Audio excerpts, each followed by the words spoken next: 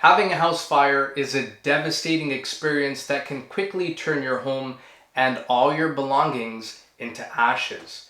Fortunately, there are some effective steps homeowners can take to greatly reduce the risk of a fire in their homes.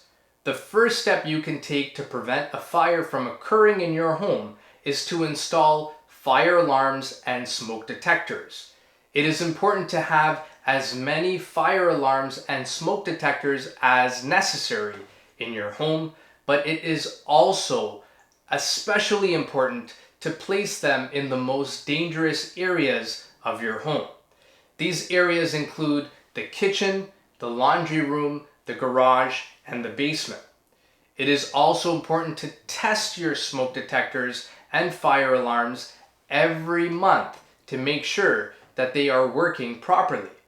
If you have a fireplace, it is important to clear the flammable materials away from the area where wood is being burnt. It is also important to keep the chimney clean on a regular basis. You should also install fire extinguishers in your kitchen and garage.